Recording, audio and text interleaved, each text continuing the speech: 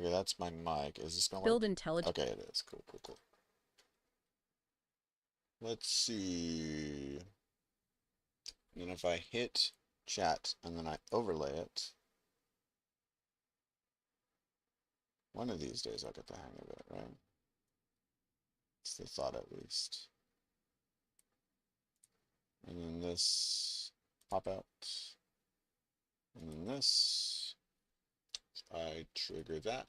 And then I go look at OBS. And then we have that, which is cool. So let's say test. That works. And then so that's just like a little random one. Get rid of this, that, that. Ba, ba, ba, ba. Oh, and then if I go here, test. That worked. That worked there. And we can clear all of this. Oh, wait a second. Oh, yeah, yeah, yeah. Okay. Okay. So, I was going to do this last night. Okay, but now I'm going to need to, this is just going to troll me. Okay, I'll just put it, um, what will I do with it? I'll just do that, and then we'll do that. And then we can go here, and then that'll let us scroll down enough to not be distracted. Okay, cool. So, the plan was that yesterday I was going to do this, but then I got very sleepy, and I didn't do this. And it took way longer than I thought it would to get these podcasts done, which, speaking of, let me take a look at the, oh, I hate that this notebook guide is being a little shit. How am I going to do that? Well, if I just do this and drag it up, then will that work? Yeah, okay. So that one generated, and then the rest of these guys are still generating. Okay, so there's that. And then, oh, that one didn't even generate, so let's do that. So we have deadlock, obviously, because I can't be actually smart and pay attention to things. I have to multitask.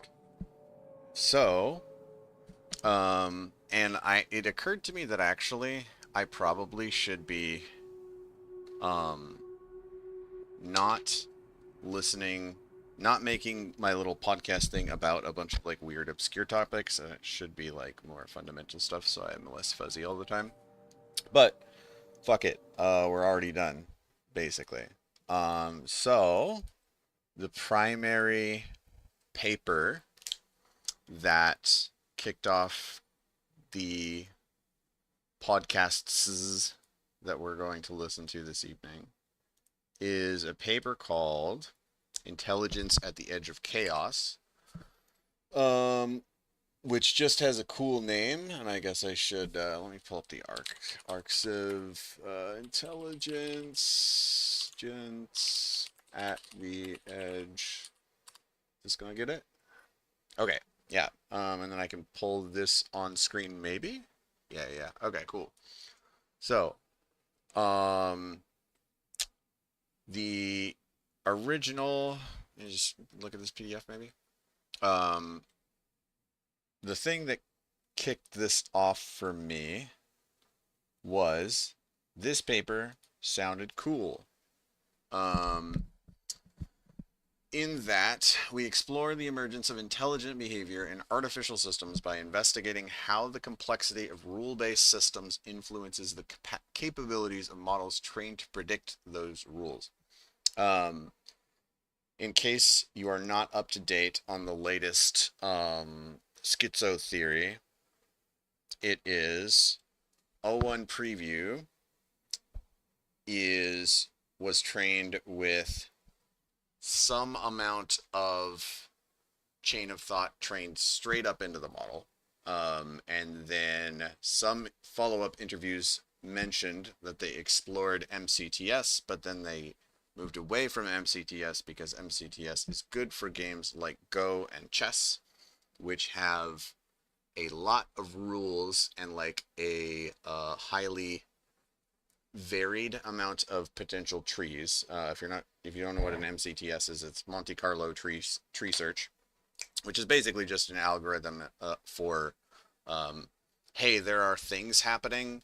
If you go in a straight line down them, or if you try to map out all the things that are happening and then you start going down the lines of the possible things that could happen, there is a way to do that that is good, called Monte Carlo tree search. Yes, that's my total understanding of it as well.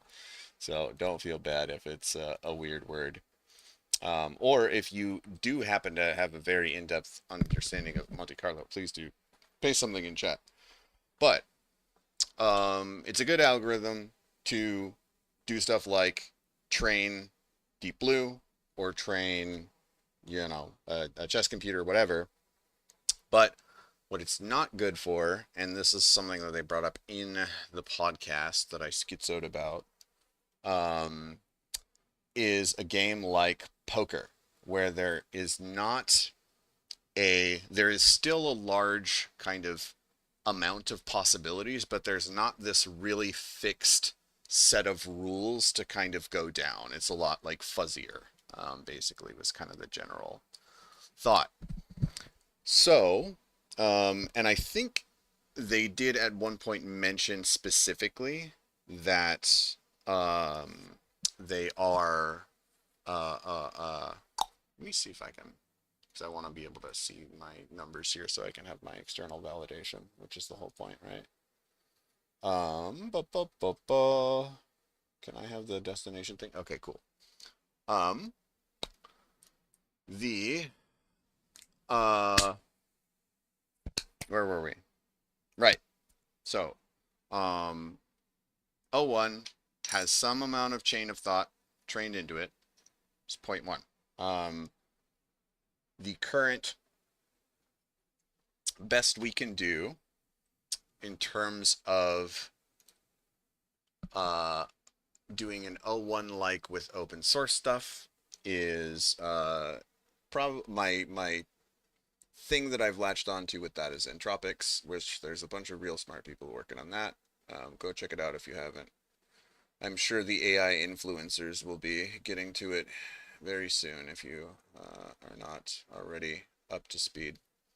But I'm going to let those smart people do the smart things, although we are going to actually do a follow-up presentation with West Coast ML tomorrow about it, just because we didn't finish going through the repo. But anyway, that's not the point. The point is, the other thing that OpenAI said was we started with MCTS, but then we bailed because it sucked, and now we did RL. So now the question is, which is reinforcement learning if you're not like a gigantic nerd. Basic principle for reinforcement learning is, instead of building this big giant tree and running down all the possible paths of the tree, what you do is you make a environment that has a certain set of rules. So like, this environment has gravity. So if you put a big rock up in the sky, it falls and kills you. Then you put an agent into this environment and say, try not to die. And then eventually it figures out the best possible way that in that environment you could not die by having a rock fall on you. So it's kind of a different sort of, it works for those kind of fuzzy scenarios like poker. So my thought is, what are like some novel ways to do that? Now there are some ways that that OpenAI did that already, but the basic principle is, let's make some rules and let's throw some stuff into an environment. And then I saw a paper with a really cool name that sort of orients around a similar principle of complexity of rule-based systems, creating intelligent behavior from simple things that are inside those systems. The thought being, I'm not exactly sure how or if this could relate back to a RL kind of oriented technique when it comes to LLMs in my quest to dethrone Sam as the king of the LLM universe. But the my thought is that there is probably something here that's interesting enough to learn more about it. And worst case, like, oh no, I learned cool stuff about how to correctly use the word cellular automata when I'm talking to people that are way smarter than me, which I am very fortunate to be able to do a lot more often than I would expect.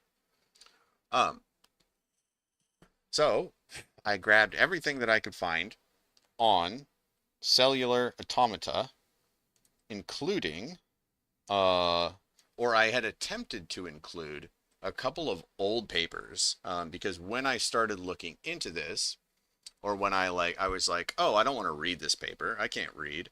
Let me look it up on YouTube.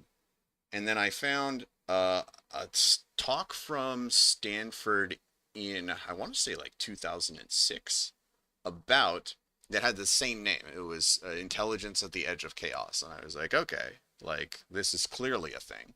In fact, okay, no, it's not the same. Not the same guy. I was wondering if it was.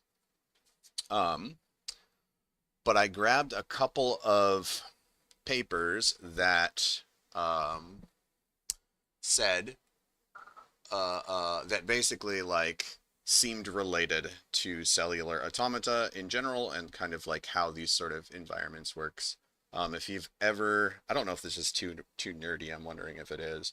But if you've ever heard of Conway's Game of Life, that's kind of like the classic cellular automata. Although I wonder if I'm getting that wrong. The cellular automata simulation, and there are actually, my brain is like remembering one cellular automata like YouTube video that was really good, but I don't remember what it is. There's like one that's like on the tip of my brain now.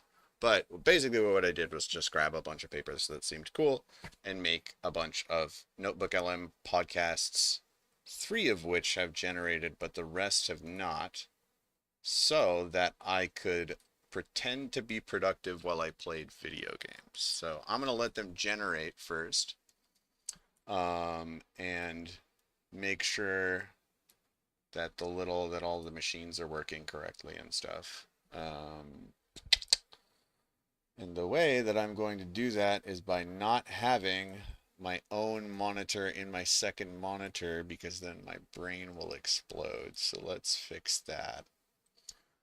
But beyond that, we're going to play some Deadlock, which, if you're not familiar with, is Valve's new MOBA, and it's pretty cool, and it makes my hand hurt if I play it for too long. So that's a good indicator of if a thing is good.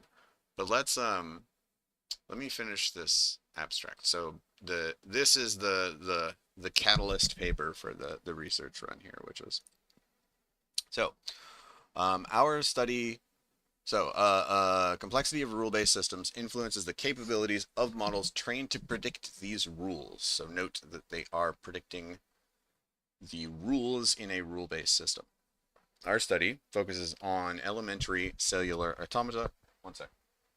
Excuse me. Our study focuses on elementary cellular automata, simple yet powerful one-dimensional systems that generate behaviors ranging from trivial to highly complex. By training distinct large language models on different ECAs, we evaluated the relationship between the complexity of the rules behavior and the intelligence exhibited by the LLMs as reflected in their performance on downstream tasks. Our findings reveal that rules with higher complexity lead to models exhibiting greater intelligence, as demonstrated by their performance on reasoning and chess move prediction tasks. Interesting. Both uniform and periodic systems, often also highly chaotic systems, resulted in poorer downstream performance. Uniform and periodic. So presumably the rules stay the same the whole time, and then periodic as we change them sometimes. And then also if just like we have a bajillion rules and they don't really make sense. Um, Resulted in poorer downstream performance. Oh, right, but they have to be sufficiently complex. With higher complexity lead to models exhibiting greater intelligence. So there has to be a sweet spot of complexity conducive to intelligence. We conjecture that intelligence arises from the ability to predict complexity, and that creating intelligence may require only exposure to complexity. Which I didn't actually realize they used LLMs here, which is like super fucking weird. So they trained an LLM by training distinct LLMs on different ECAs. How do you do that? Because like with how my brain is thinking of a ECA is like just a little guy, and he lives in the environment with all the rules, and then he tries not to let rocks fall on him and kill him. So I don't know how you train an LLM on that. That's kind of weird. Okay, so one more of them generated. So I think they are actually generating. This actually seems a lot more interesting than I originally thought it was. One-dimensional binary state discrete computational systems defined by 256 possible 8-bit rules. Interesting. Maybe we'll do. Maybe we'll fall down another rabbit hole at some point in the near future, because this might be actually worth exploring here, I think. In terms of what weird shit can we do to the model to make it do more smarter. Number one weird thing apparently is look at the sampler and do something with it, which not enough people did. But I guess that's an inside joke in an ML circle. Feel very smart doing that. Okay, let's play video games, dude. Just by showing something, even something super simple. Have you ever wondered, like, if you can build intelligence just by showing something, even something super simple, a bunch of complexity, like, even if there's nothing intelligent about the data itself, can intelligence just emerge from that? Oh, absolutely. It's a question Yeah. that's, it's really fascinated scientists if my for services are decades, needed yeah. to complete the And some ritual, really interesting research so suggests we might be getting closer to an answer.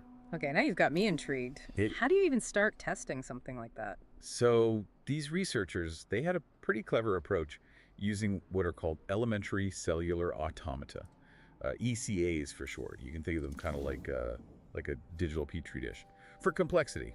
ECAs. Okay, that sounds a little complicated. Maybe break it 7 down is for me a bit. Okay, good. sure. Imagine like a I'll grid, play more like a Mirage. sheet of graph paper, where I every can't afford to square, split every anymore, cell can be either on or off, just which like means a I light should do switch. Yamato, Gotcha. but Now imagine a set of rules that are really, really simple. And these rules determine how each cell changes on or off based on what its neighbors are I doing. think there's So, a like, if melee a cell is Mirage build I surrounded by want to other try, cells that actually. are on, it might switch to on too because of these rules. Yeah, exactly. And even with just a handful of these really basic rules, you can get this insane variety of patterns that like emerge and evolve over time. Some rules, they make simple repeating patterns, kind of like a digital checkerboard. Okay, yeah, I can picture that. But then some other rules, they create these crazy complex patterns that are like dynamic, and they seem to change in these really unpredictable ways. Seriously, just from a few simple rules about neighboring cells, that's wild. It really is remarkable. And here's the thing, these ECAs, they're not just some like digital curiosity. They kind of mirror a lot of the complex systems that we see in the real world, like from the patterns you see on seashells to how flocks of birds behave. It's pretty amazing. Wow, that's pretty wild. But how does all of this connect back to AI and, intelligence? All right, so this is where it gets really, really interesting. The researchers, they wanted to see if an AI, if it could actually learn something about intelligence, but just by observing these ECA patterns, especially the ones that were super complex. So they just showed an AI a bunch of these like evolving pixel grids and just Enormous hope for the Q-time. best. Well, it was a little more What happened? structured than that, but yeah, you're on the right track. She They is. trained different AI models, each one on a single ECA rule. There we go, baby. So like they were teaching each AI to kind of see and then understand the patterns that were created by that one specific rule. Okay, I'm with I'll you. take So it, they Ducky. had all Let's these do it. different AIs, each one trained on a different ECA rule. Then what? Well, the real test was, could this ECA training, could it actually help the AIs do other stuff that requires intelligence, right? So they tested these AIs on things like solving logic puzzles, and get this, even predicting moves in a chess game. Wait, hold on. Are you saying they trained an AI on flashing pixel grids and then it could turn around and play chess? Seriously? Yeah, it does sound kind of crazy, right? But that's actually what they found. And here's where it gets really interesting. The AIs that were trained on the more complex ECA rules, they consistently did better on those unrelated tasks. So the AI that had only ever seen these really intricate, almost chaotic pixel patterns was then better at solving logic puzzles and playing chess. That just seems completely backwards. How is that even possible? Well, that's the million-dollar question, right? Yeah. And it leads to this really fascinating concept that that researchers call the edge of chaos. The edge of chaos. Okay, I'm not familiar with that one. What is that? Okay, so think about it like this. There's kind of a sweet spot for learning, right? It's not when things are too easy and simple and predictable, but it's also not when things are completely random, just total chaos. The edge of chaos, it's that perfect middle ground where you've got complexity and structure, but there's still just enough unpredictability to keep things interesting, keep things engaging. Okay, so how does that explain how these AIs were learning? The researchers think that by looking at these complex ECA patterns, the AIs were learning how to kind of navigate that edge of chaos. And that's what made them better at those other tasks, like the logic puzzles or chess. It's like the AI was developing a kind of intuition for how complex systems actually behave, even though nobody ever explicitly taught it those rules. So you're saying just by observing these patterns, the AI was picking up on some of the fundamental principles of complexity itself. Yeah, that's the idea. And what's really cool is that this suggests that maybe intelligence isn't so much about the specific data that you're exposed to, but more about learning how to spot complexity, how to understand it, even predict it in all sorts of different contexts. That's really interesting. But I have to ask, how do we know the AI was really doing that? I mean, is it possible it was just memorizing the ECA patterns, especially for the ones that were simpler? Maybe there was some kind of cheat code to those? You're right to be skeptical. And the researchers, they wondered the same thing. They actually found that while, yeah, there might have been some shortcuts for the simpler ECAs, the AIs that trained on the really complex rules, they weren't taking them. They were doing something much more interesting. Okay, now you've got me hooked. What were they doing? So, remember we were talking about how the ECAs, they evolve over time. Even though each state, like each snapshot of the ECA, it's determined by the one right before it, there's still this history to the pattern, like a whole sequence of changes that led up to that moment. And what these researchers found is that the AIs trained on those complex rules, they were actually using that history to make their predictions. Wait, so even though the rules of the ECA itself are only based on that current state, the AI was looking back at the entire history of the pattern to figure out what would happen next. Are we talking about time-traveling AIs here? Well, it's not quite time travel, but you're getting the idea. What's fascinating is these AIs, they were going beyond the immediate information and actually building up this kind of memory of the past to help them understand the present and then predict the future. That's wild. But hold on, how could they actually tell the AI was doing that? Like, just by looking at it? Okay, so this is where it gets super cool. The researchers could analyze what they call the AI's attention patterns. It's like we can peer into the AI's mind and see what parts of the ECA's history it was focusing on while it was making its predictions. You're kidding. So they could literally see which parts of the pattern the AI was paying attention to in that moment. That's incredible. So what did they see? Well, that's something we're going to have to save for next time. Okay, so last time we were talking about these AIs that learned to predict those complex patterns, and you said the researchers could actually peek into their minds and see what they were focusing on. I'm still trying to wrap my head around that. Yeah, it's like, imagine you're watching a movie, right? But instead of the whole screen being lit up, there's a spotlight that's only shining on the most important parts of each scene. That spotlight, that's kind of like your attention, right? It's what you're focusing on at that moment. Okay, I think I see where you're going with this. So the researchers basically created a spotlight to see where the AI was focusing on those ECA patterns. Exactly. They could actually visualize how the AI's attention moved across the different parts of the ECA, and they could see which parts of the pattern it thought were the most important for making its prediction. Wow, that's wild. So what did they see when they looked at these attention patterns? Did it make sense?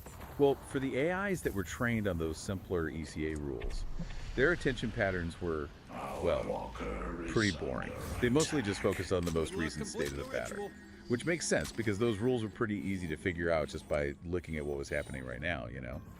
But for the AIs that trained on the really complex rules, their attention was all over the place. All over the place. Like, It was amazing. The spotlight, it would dart back and forth between different moments in the ECA's history, focusing on certain pixels and clusters of pixels. We looked at it as seemed totally random. But to the AI, those specific pixels were like these key pieces of information. That's what they were using to understand the entire pattern and predict what would come next. so it's like each AI was developing its own unique way of seeing and understanding those complex ECAs, even though they were all looking at the same basic kind of data. Exactly. It's like each developed their own like visual language for understanding complexity. And to get these attention patterns, they weren't just static. They actually changed and evolved over time as the AI learned. So it's not just what the AI was looking at, it's how its focus was changing and shifting as it got better at understanding the patterns. That's really cool. Did they learn to see further back in the ECA's history as it got more advanced? That's what I would guess. That seems intuitive, right? But here's the thing, and this is what surprised the researchers. They actually found that the AIs that were trained to make those short-term predictions, like predicting just the next step or two in the ECA, those AIs actually performed better than the ones that were trained to predict further into the future. Wait, that seems counterintuitive. I would think the AI trying to predict further ahead would need a deeper understanding, so it would need to look further back, right? You'd think so, yeah, but that's not what they found. It seems like even those short-term predictions, when they were made on the complex ECAs, they forced the AI to develop these much more sophisticated reasoning strategies. It's like they had to Going on squeeze vindictive every right now. single drop of insight out of a very limited amount of information, and that made them incredibly efficient. So it's not just about learning about complexity broadly, but also the complexity of the immediate problem. So an AI that's trying to predict, say, 5 steps ahead, that AI might get lost trying to analyze every little detail. But the one that's just focused on Oh the my very God. next step, it has to be much more sharp and Sure. agile with its reasoning. Yeah, exactly. It's like the difference between being a dummy, training my for a bad. marathon by running sprints. You're really pushing your limits, but in a much more focused way. And that builds strength and adaptability. And it kind of challenges what we think about how AIs learn best. Instead of just throwing tons of data at them and hoping they figure it out, maybe we need to be more deliberate. Maybe create training environments that are a series of increasingly complex puzzles, even if they're short term. It seems like it's less about quantity and more about quality of things. Really interesting. So this could lead to AIs that are way more capable Oh my God. Oh, just I'm by so- focusing on this Oh, kind of so bad. complexity training. But Holy. before we get ahead of ourselves, let's go back to those ECAs for a minute. We Let's. talked about how they can be grouped by their complexity from super simple and repetitive to totally chaotic, Holy. right? Did the researchers find any other patterns with these different classes? They did. Remember those CKA comparisons? Where they looked at how similar the AI's brains were? Yeah, like their digital fingerprints. Exactly. They found that the AIs that were trained on those really chaotic ECA rules, they actually clustered more closely to the models that were trained on the simpler rules, instead of forming their own group. Oh, wow, that's really surprising. So even though the chaotic rules are more complex, mathematically, the AI models that learned those didn't develop those same unique internal representations as the ones that learned the edge of chaos rules. Right. It seems like there's a difference between pure randomness and the type of complexity that actually means something, at least the AI. So, yeah, the chaotic rules might be complex, but they don't have that underlying structure, that predictability that the AI can really latch on to. It's like it's not enough to just throw complexity at the AI and hope it sticks. It has to have some kind of underlying logic, something the AI can grasp and learn from. Kind of like how we as humans, we love to find patterns and structure, even in things that seem random on the surface. Exactly. It's that sweet spot between predictability and surprise, that order and chaos that really seems to be important for intelligence. Which brings us to a big question. If we can train AI to navigate this edge of chaos, and they potentially show new levels of intelligence, what does that say about our own brains? Do our brains work the same way? That's a great question. We've been talking about this edge of chaos in AI and how it relates to human intelligence, but is there actually any evidence that our brains really function this way? Well, neuroscientists have brain been don't function fascinated at by all, this maybe. idea for years, and there's some evidence that suggests, well, our brains might just work that way. We see a lot of the signs of a system on the edge of chaos, Going even on in our own paradox. heads. Now I'm even more curious. Tell me more about this connection between our missing. brains and the edge of chaos. Think about this. Okay, so last time we were really getting into it, like the idea that our own brains might actually function at the edge of chaos, just like those AIs trained on those complex ECA patterns, which is, wow, kind of a mind-blowing thought, honestly. So what kind of evidence is there? Well, think about Oh how my adaptable our God. brains are, right? Like we can just switch between different tasks, no problem. We can learn new stuff, deal with all this new information that's constantly coming in, and it's almost effortless. Our brains really seem to thrive on that constant change. And not just thrive, but they somehow hold it all together. It's not like our brains like short circuit every time we experience something unexpected, you know? Exactly. There's this amazing balance going on, kind of like what we're talking about with those complex ECA rules, right? Our brains keep this sense of order, this underlying structure, all those patterns and responses that we've learned. But they're still flexible, like ready to respond to something new and unexpected. So we're not just like reacting to the world around us. We're predicting what's going to happen, anticipating it, and then updating our internal models based on what we experience. Exactly. Think about learning a new language, right? You start to notice patterns. Oh my fucking. Oh my god. Really? Oh my god. Pretty So soon you're bad. making connections, Holy you're shit. making predictions, even with just a little information. Embarrassing. Your brain is actively trying to find that structure, that order within this All whole according to complex plan system. through. That's a great example. But how does this edge of chaos actually show up in the physical structure of our brains? Like, what's going on in there? Okay, so this is where it gets really, really cool. Neuroscientists, they Just the think worst. the way our neurons are connected, how they fire, how Let's do they it again. communicate with each other, it all comes get this together bitch. to let our brains exist in that state between order and chaos.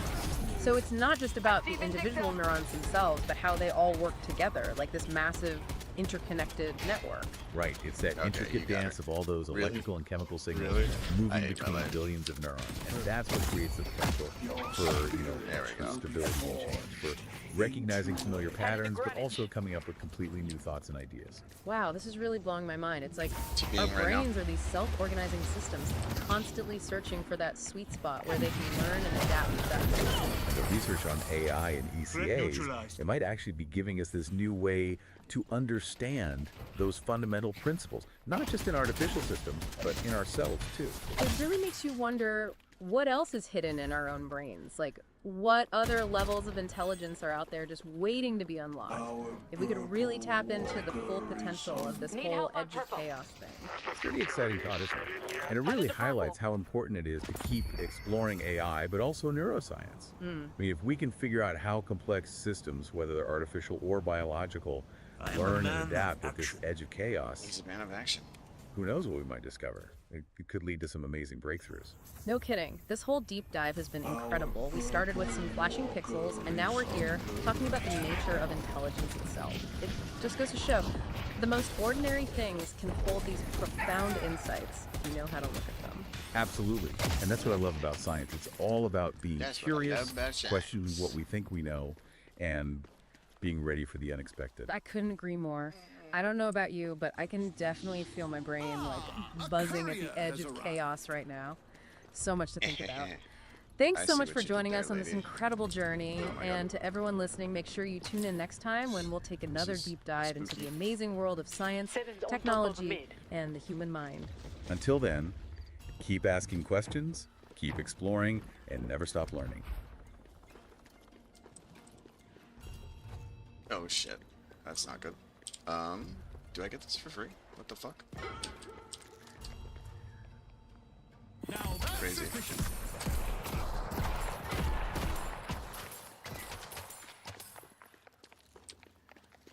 I will heal.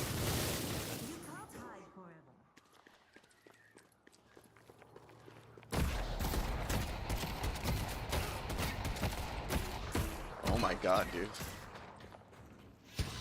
Holy. I see Infernus. Okay. Okay. Sure. First upgrades, huh? You think? You're mine. You think so?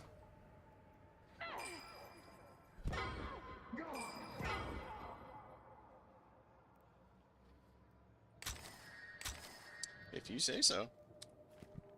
Blindly follow the build, baby.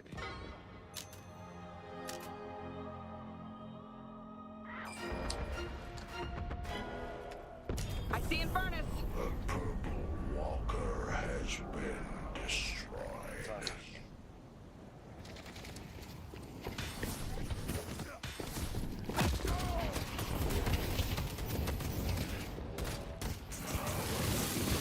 Walker is under attack.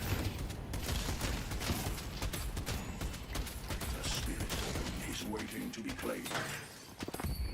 Take this gift.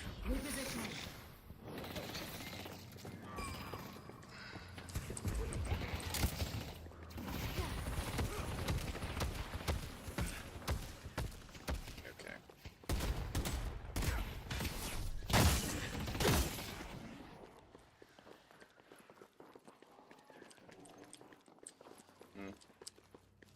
Do I keep pushing it back out of here? Kinda. Oh, I should have hit 2. Dummy. Fucker.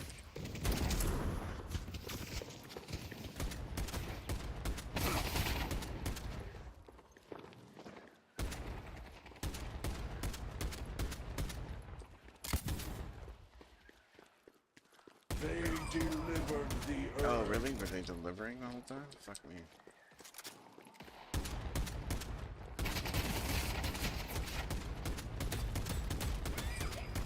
Oh my god. Can't aim, bro. No wonder I play Yamato and other no aiming characters.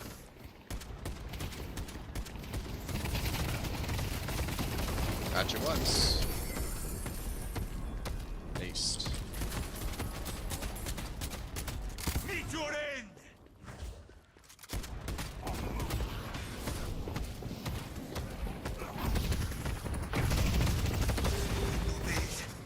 Oh my fucking god, dude.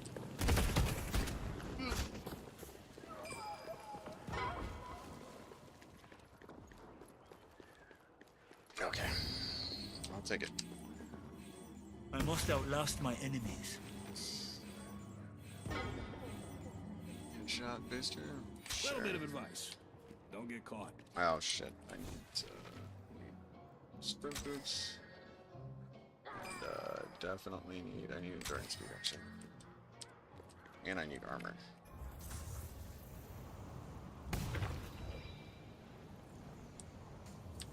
And I need to farm. Our blue walker is under attack. My power. Your power. Walker has been destroyed.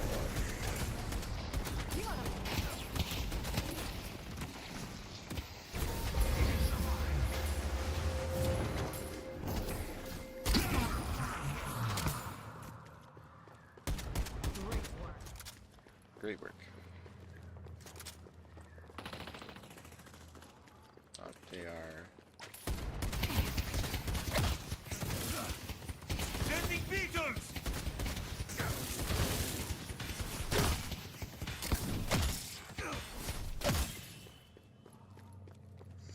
Fucking, what are you doing?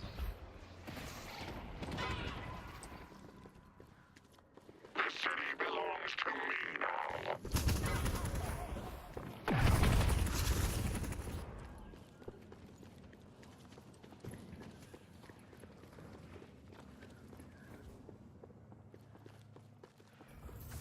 Whee!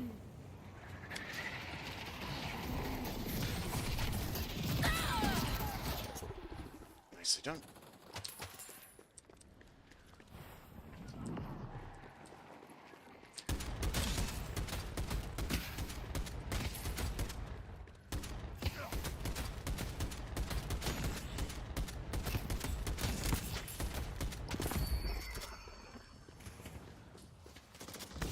Oh shit, I don't know why it doesn't tell me to get that sooner. Level 2 ult is kind of critical. I think these are probably too big for me. Maybe I can do it. Be scared of me.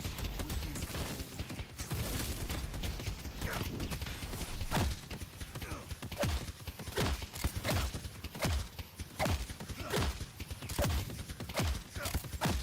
have been blessed by the king. The wind will catch them. Enduring strike.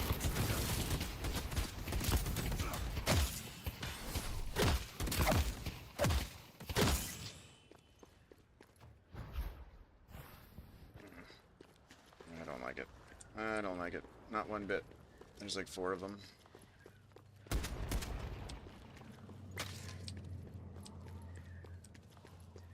Wraith, you're a little far, buddy. The urn is ours.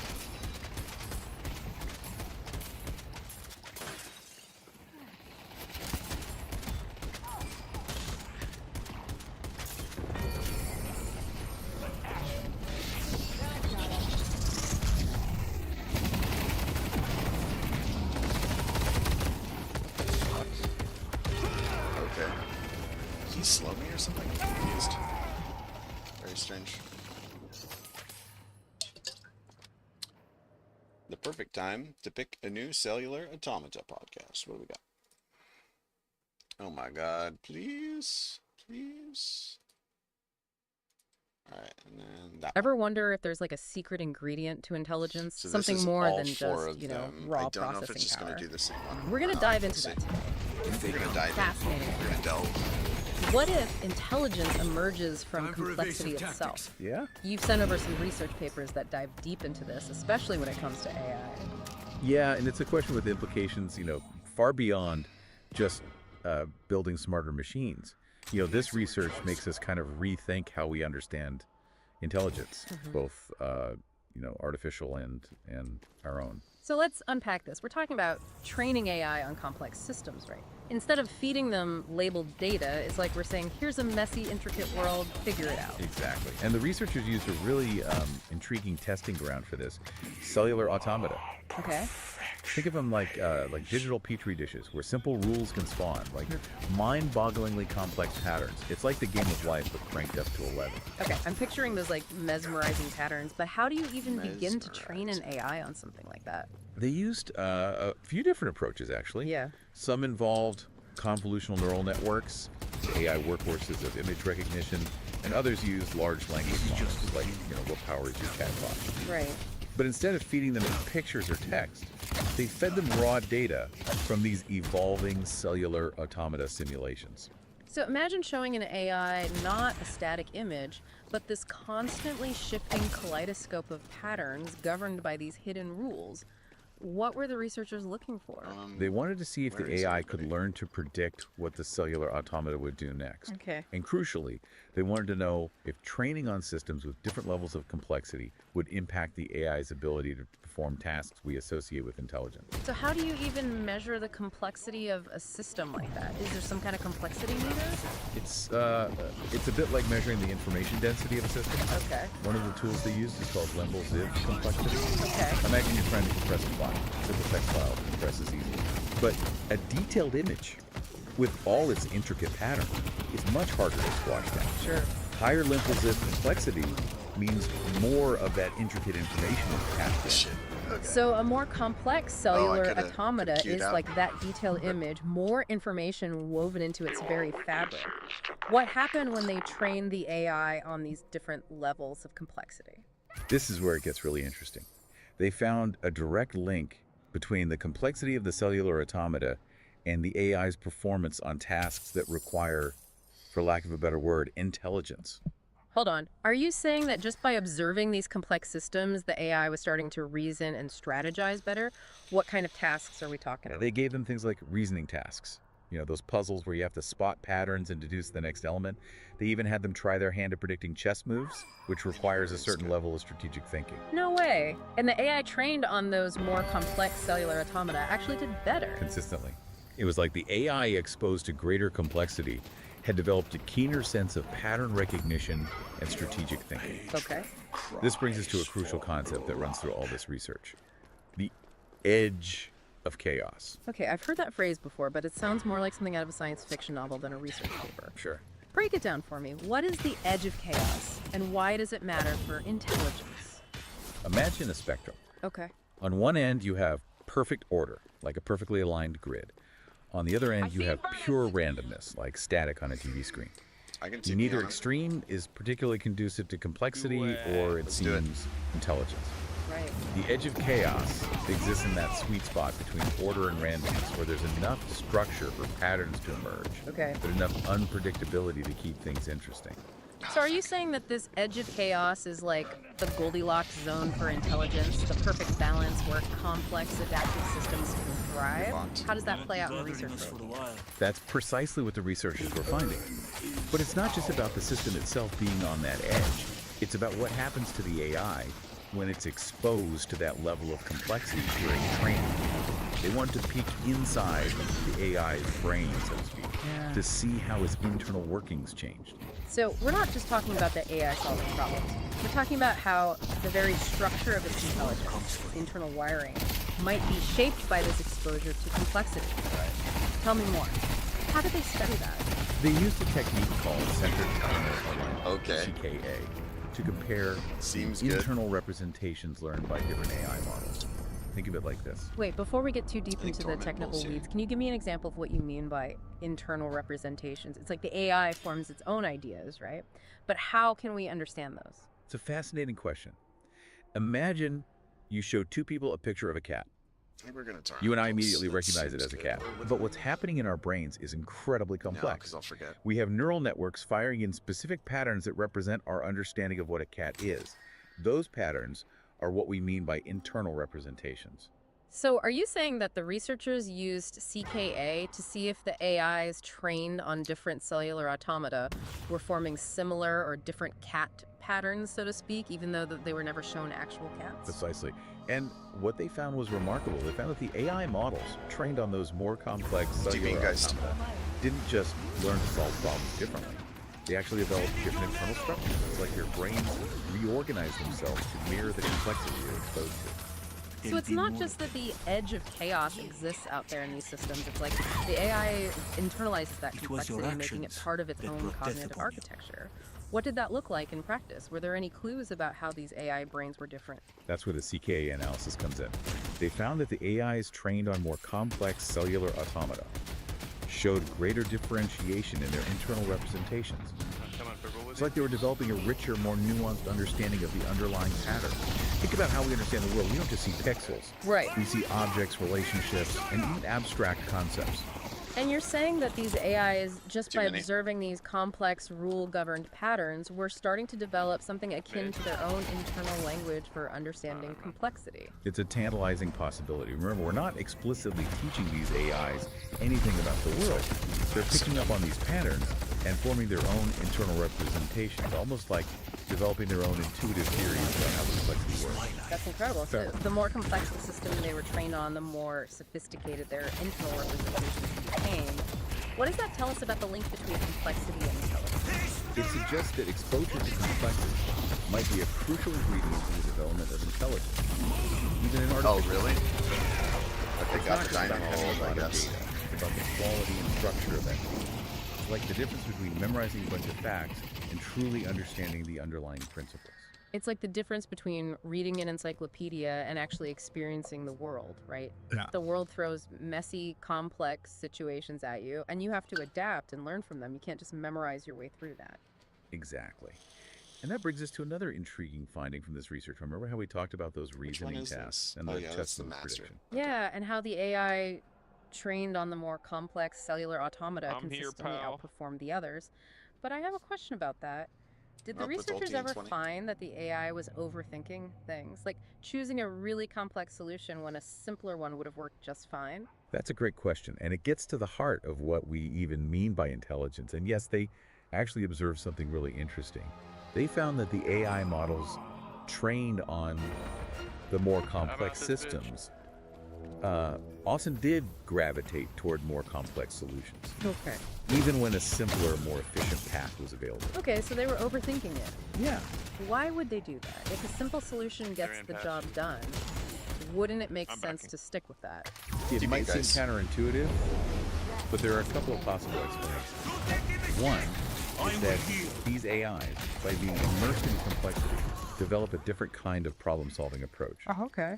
They're not just looking for a solution. They're looking for the most robust, adaptable solution, the one that can handle unexpected twists and turns. So it's like they're anticipating that the world is rarely simple and straightforward, so they might as well be prepared for anything. Exactly. It's like that old saying, if all you have is a hammer, everything looks like a nail. These AIs were developing a more diverse They want to toolkit, give us the a more nuanced understanding of how to navigate complexity. That makes a lot of sense. It's like they're internalizing the edge of chaos idea, realizing that the best solutions are often found not in the extremes of order or randomness, but in that fertile ground in between.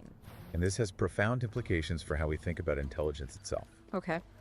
If we define intelligence as the ability to adapt and thrive in complex environments, Right. then maybe exposure to complexity time is so isn't just slow, helpful, dude. it's essential. It's like we said earlier, it's the difference between memorizing in an encyclopedia and actually living in the world. Right.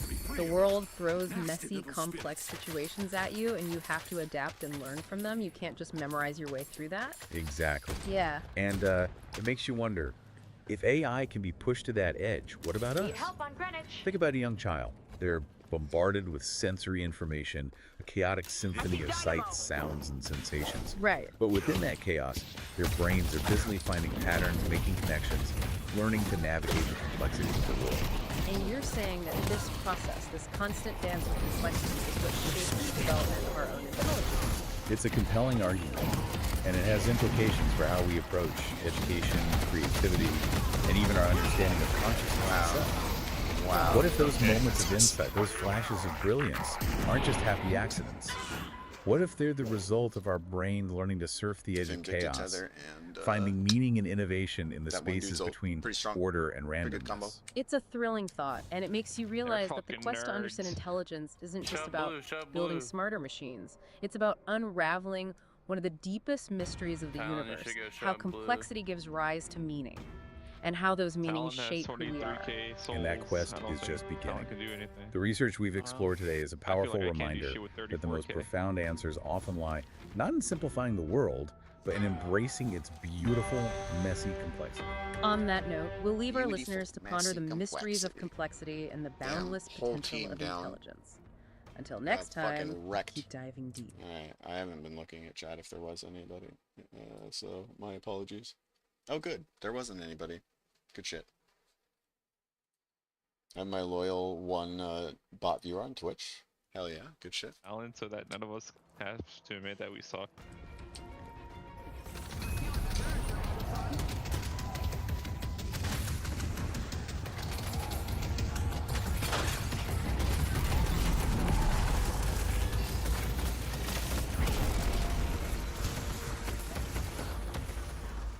Thanks for the shield, dude. I should have bought that way earlier though, I think. I'm not sure that I like this build. Like, you do a fuckload of damage, but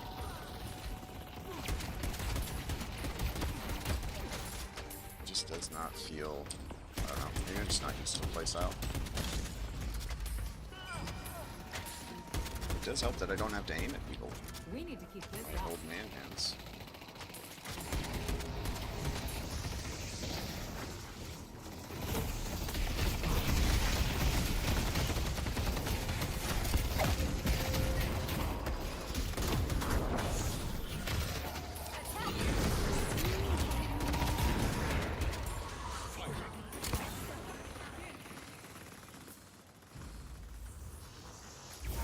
Keeping zero.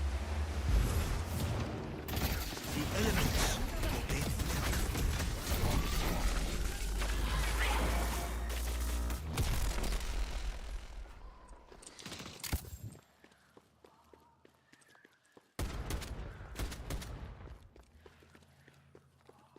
I want to Only farm. one of us gets to walk away. The patrons give freely.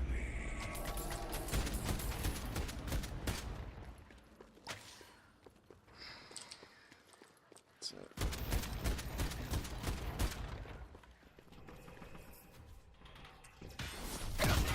Not soon then!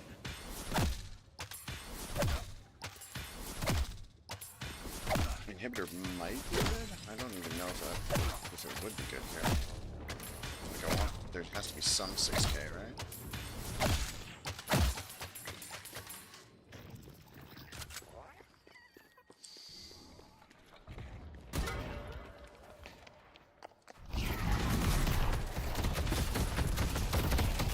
Oh wow. Oh wow. Okay. Real good. The best. Under attack. Shit, and that knocked me off enough souls to do the thing. Oh, we're doing that for... I guess that makes sense. No. That's how she fucking goes. Alright, be right back. 1 sec.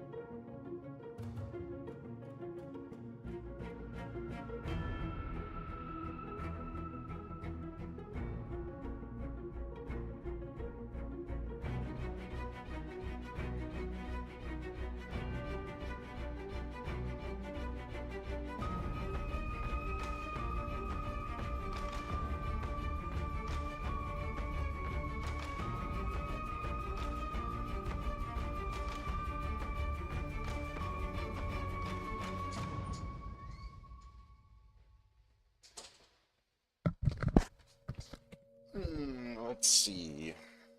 Let's see. Okay, we had to pick a podcast first. So this was the master one, and then this next one, oh, this is only like 9 minutes. That's okay. This next one is Hochstetter et al. Called Avalanches and Edge of Chaos Learning in Neuromorphic Nanowire Networks. That sounds fancy. NWNs. Yeah, what were those abbreviations they were using? CA? NCA? Interesting. Positional on Victa? Vision Transformer. Oh, whoa. Wait, I didn't even know that. Oh, that's the CNN, I think. Okay, so this is from, 2021. I thought it was older. Neuromorphic dynamics of nanowire brain-inspired system with synapse like. I wonder if that makes me want to grab some of the liquid AI papers, kinda. But we'll give her a listen here after we get back in queue. Shiv 2? I think Shiv. Yeah, I think those are my peeps. Yeah.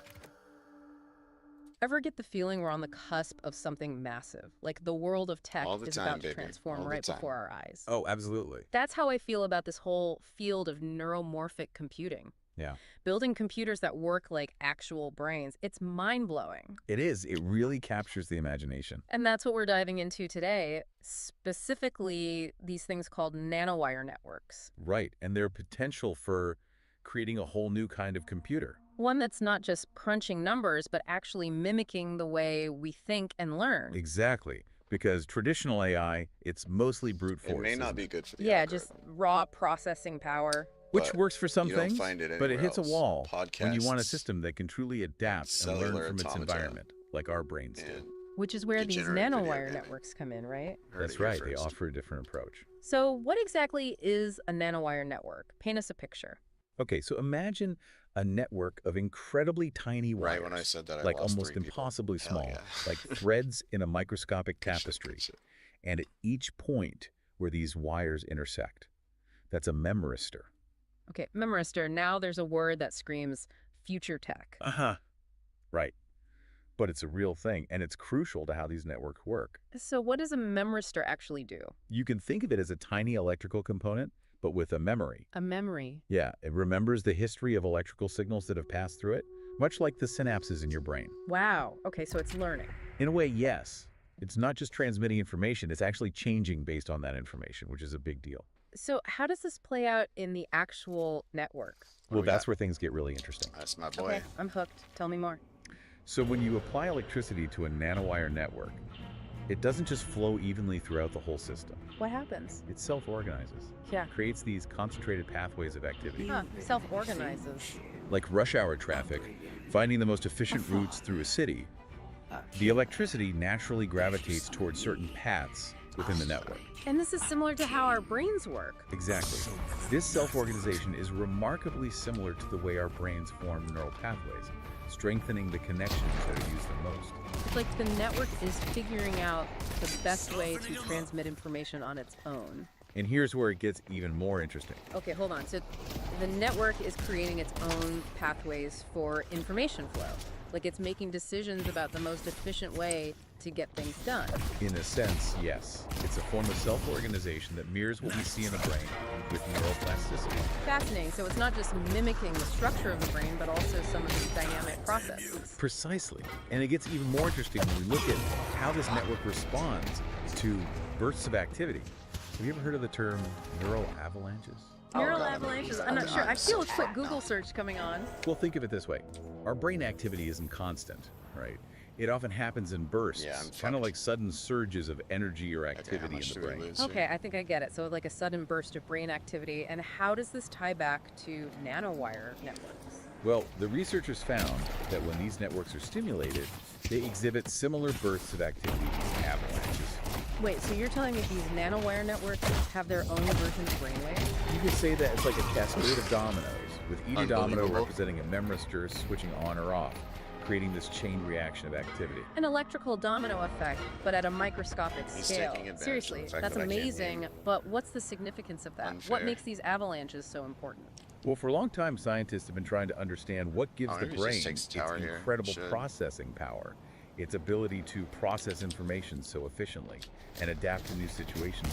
And this avalanche effect, this cascading activity, is believed to be a key part of that. So, by mimicking these brain-like bursts of activity, are we essentially getting closer to understanding how our own brains think? Exactly. And here's where things get even more wild. Wilder. How is that even possible? There's this fascinating concept in chaos theory. Chaos theory. Okay, now you're just messing with me. Now, hear me out. It's not as complex as it sounds. Imagine a system that's perfectly ordered, predictable, like a line of metronomes all ticking in unison. Okay, I can picture that. Now, imagine the complete opposite. Utter chaos. Yeah. Pure randomness, like a room full of ping pong balls bouncing around with no pattern whatsoever. Got it. Order versus randomness I'm following so far. Now, the edge of chaos, it sits between those two extremes. It's that sweet spot, that state of delicate balance, where a system is complex enough to be adaptable and creative, but not so chaotic that it becomes unpredictable and loses its functionality. So finding that sweet spot where things are interesting but still work, kind of like a jazz musician improvising a solo, still structured, but with that element of surprise. Yes, a perfect analogy. And guess what? The researchers found that these nanowire networks, they actually function best at this very edge of chaos. Wait, are you serious? If I A may. network of nanowires, essentially microscopic metal threads, are finding the sweet spot between order and chaos. How is that even possible? It all comes down to the way these nanowires and memristors interact with I each don't other as a understand. system, like a delicate dance between stability and collapse. Like a tiny tightrope get it, walker, man. carefully balancing, making sure they don't fall. Precisely, and to really put this to the test, they designed an experiment to assess the learning abilities of these networks. They would Surprisingly, feed the he only network has a double my simple farm. electrical signal. Crazy. Like Okay, giving a well, he's got musician a old now, basic so beat or fuck. rhythm to work with. Exactly. And they trained the network to transform that simple signal into different, more complex waveforms, much like a jazz musician, taking that simple rhythm and improvising a complex melody. And did it work? Were these networks able to actually learn and adapt? Here's the remarkable part. They discovered that the networks were best at learning these complex tasks when they were operating right at that sweet spot, that edge of chaos, as if that delicate balance unlocked their true learning potential. That's incredible. You're saying a little bit of chaos is actually a good thing when it comes to learning. Who knew? And that's what's so amazing about this research. Not only are these nanowire networks mirroring the brain's activity patterns, but they're actually learning best in a state that reflects how our own brains function. It's like we're on the verge of uncovering something truly fundamental about how intelligence emerges. It's like we're cracking the code of intelligence itself. These nanowire networks aren't just mimicking the brain's electrical activity, they're actually learning best in a state that mirrors how our brains function.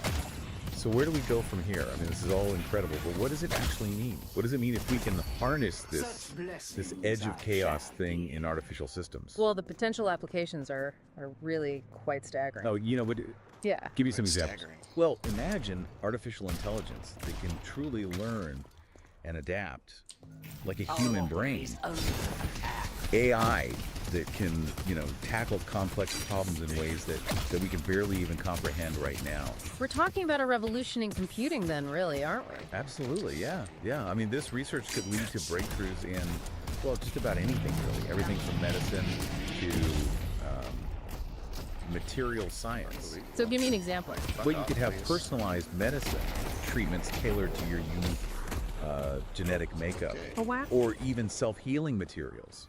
Materials that can actually repair themselves, like living tissue. It's like we're watching science fiction become reality right in front of us. And this is really just the beginning. I mean, as we delve deeper into this world of neuromorphic computing, we're likely to uncover even more surprises, even more possibilities. So you're saying these tiny nanowire networks, they could hold the key to unlocking a future that we can't even imagine yet. Wow. Well, there you have it, folks. We've gone from exploring the inner workings of nanowire networks to pondering the future of intelligence itself, all in one deep dive. And what a dive it's been. What a Indeed. dive it's been. To our listeners, we leave you with this thought. If something as seemingly simple as a network of nanowires can exhibit such complex brain-like behavior, what does that tell us about the true nature of intelligence? Could it be that the most profound discoveries aren't waiting for us in, complex algorithms and lines of code, but in embracing the elegant chaos of systems that learn and adapt like the world around us? Just gonna camp Keep here, those so synapses firing because the probably. future of intelligence is ripe for exploration.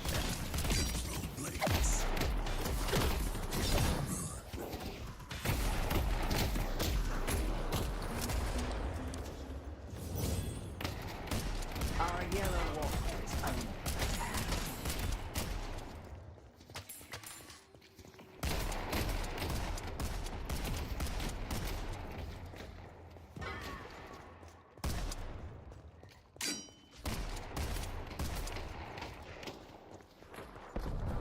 Our yellow walker has been destroyed.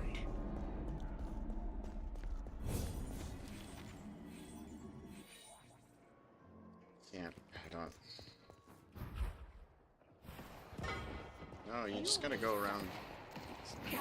He's not. I hate my life. Our blue guardian has been defeated.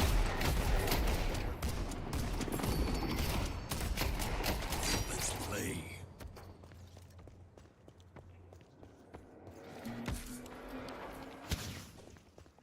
Almost had him.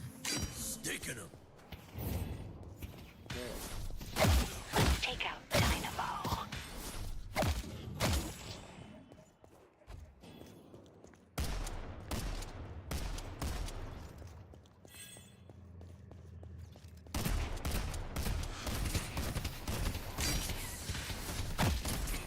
I'll see McGinnis.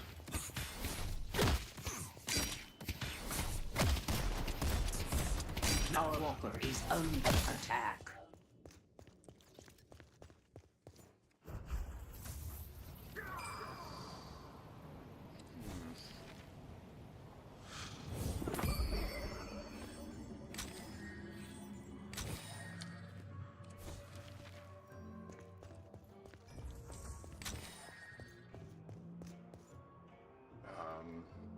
Sure. Who's ready for a 2 a.m. metro ride?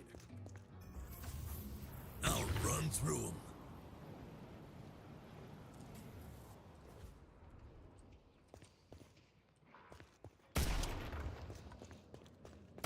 Seven stalked us.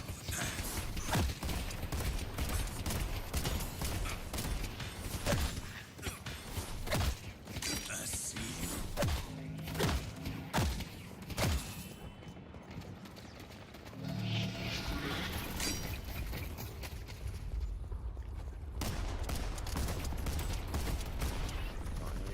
Our walker is under attack.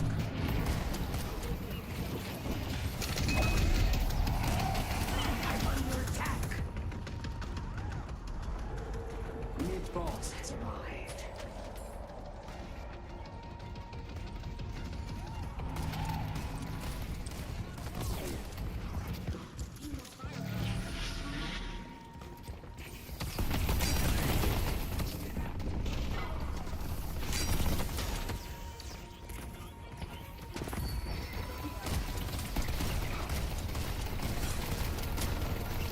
Blades out.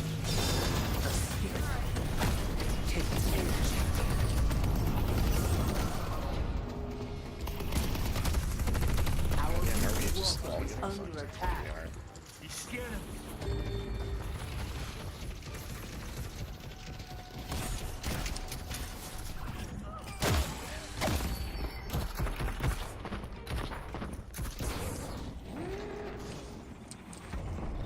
Our voodoo Ever since walker that guy has really been changed destroyed. That's crazy. An excellent choice.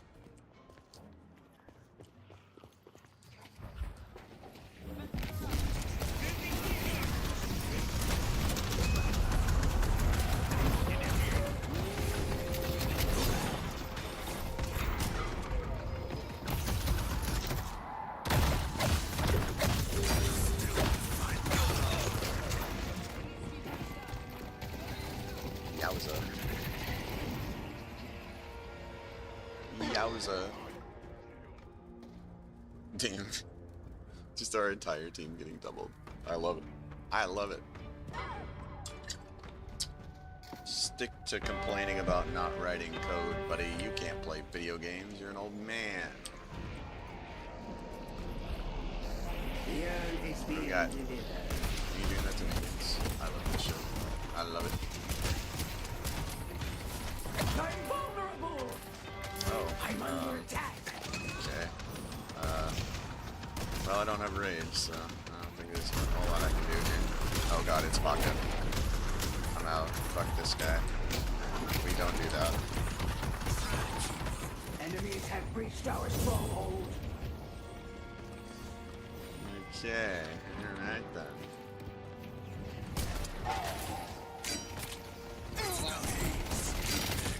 I will heal.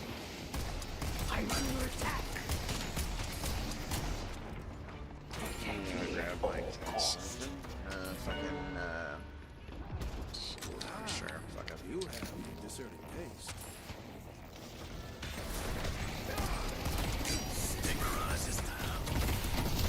Nope, sorry, don't have rage, can't fight. My bad.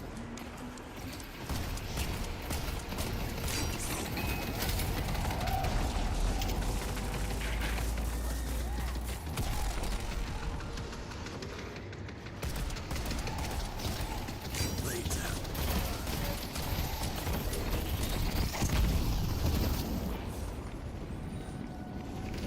Knife out.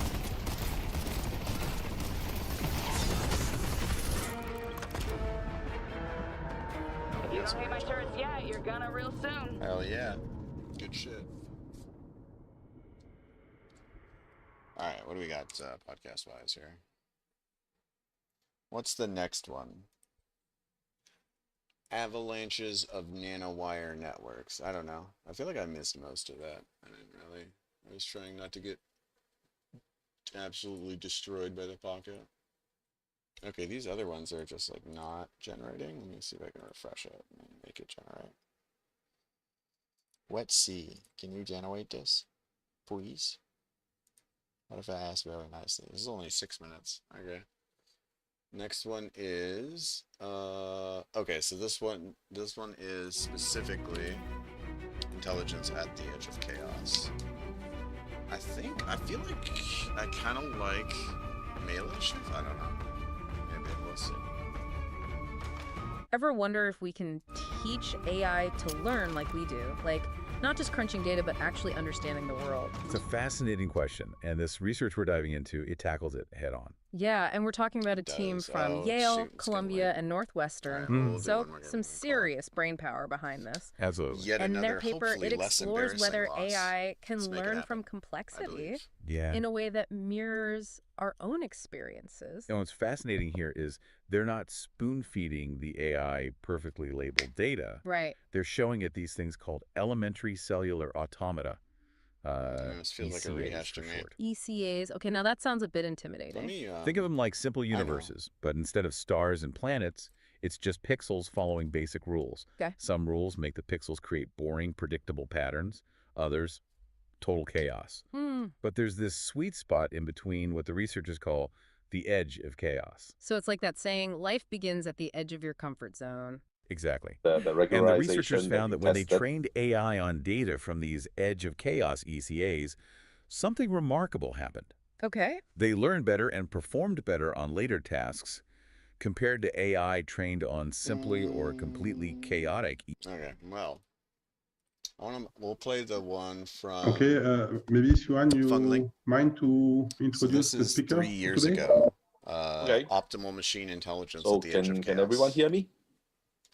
Yep, I think so. Okay, good. So so for today's At least I seminar, wanna listen to we that would like to first welcome one again. Dr. Feng Ling from the Institute for High Performance Computing in A-Star, and also an adjunct assistant professor at the Department of Physics, the School of Humanities and Science. So I heard that they changed the name because after they merged the two faculty. I got to know Feng Ling a while back, while he was at the last stage of his PhD he did his PhD in I do NUS wanna look at what other on papers he's worked on. econophysics, which is an This is area that pretty I still work on, but sadly he doesn't anymore. I don't know. Slightly, yeah. Yeah, Interesting. slightly. Okay, yeah.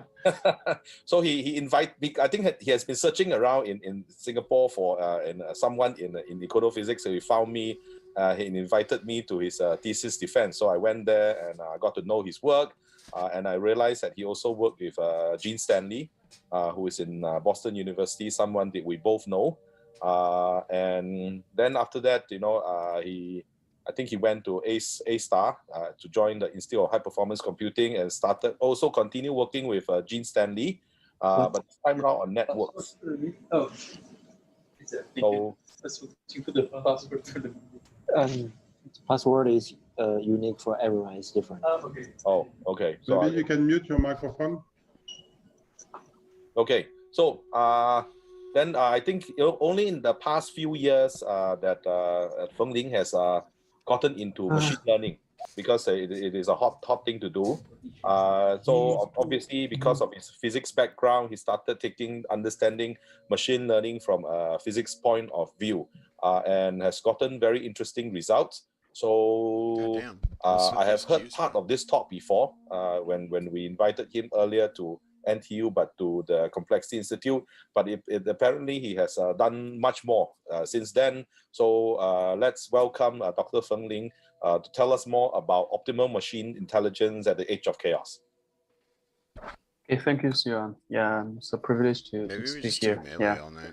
So today we're talking about this topic. I guess from the title of it, it sounds interesting. Yeah, let's see how much interest it is. I mean, so in my talk, if you have any questions during the talk, you just feel free to unmute your mic and ask me. It'll be fine. Yeah.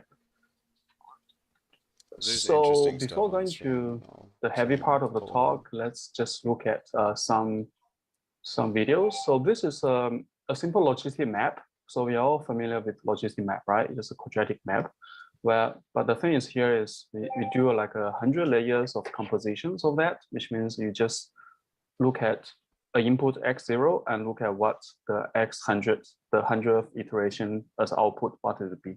So you put the output input map, you can see a clear phase transition, not just one. So you have what, like period doubling, then you see that. So you have stable periodic cycles until like it gets into some chaos. Of course, it gets into periodic doubling again in some places, but it's mostly periodic cycles It's mostly chaotic after the first onset to chaos. So you can see a transition from stability or order to chaos, right? So now I'd like to talk the outline of the talk. So briefly, I'll be talking about some background from actual neuroscience. Then there's the empirical evidence that we have gathered for machine intelligence. Then I'll be talking about some theories and the universality of the theory. And of course, if time allows, I'm talking about some of the recent results from ours to see how this theory can help in terms of the application to deep neural network trainings, followed by a summary slide. So let's start with the brain. Okay, so all this actually started with brain quite a long time ago. But if you look at the recent 2019 Turing Award, which is Nobel Prize for Computer Science, you can see that this is the official transcript during the awarding. So inspired by the brain, so the awardees, Geoffrey Hinton and others, proposed artificial neural networks, right? So actually they are inspired by neurons, which means the connections and the nonlinear activations. So this is a microscopic scale of how the brain works, and the machine artificial neural networks was inspired by it. So, but as P.W. Anderson mentioned, more is different. A single neuron doesn't give you intelligence, but a lot of neurons in the brain give intelligence, but more is different. So what is this difference that give rise to the so-called intelligence, or in a more like probably a scientific way in this context is like information processing capabilities. So then there's been a lot of empirical evidence over the past several decades talking about emergent critical phenomenon in the brain. So it's basically when they talk about critical, they measure a lot of self-similarity, they might measure a lot of power law distributions, long-range spatial temporal correlations. Yeah, so these are all signature of a critical phenomenon in the brain. So it's from neuroscience. So then there are a bunch of people who has been further pinpointed as like to point out that this phase transition, the critical phase transition, is not between any two phases, but it is between a specific set of phases, which is order and chaos. So so there has been a lot of effort trying to understand it for like the neural networks. So before the deep learning era, there has been a lot of work attempting to understand the neural networks like simple architectures. The first one was started with in 1988, where there has been some proofs and empirical evidence showing that a simple neural network with random connections exhibits chaos. And there has been some simulation evidence showing that actually the edge of chaos, which means if you see this at the edge of chaos between order and chaotic, if you measure the information content, if you measure the information transfer, they are maximal. So, and there also has been some preliminary theories about why this happens, why this information content is good for this kind of random neural network simple layer construct. So okay.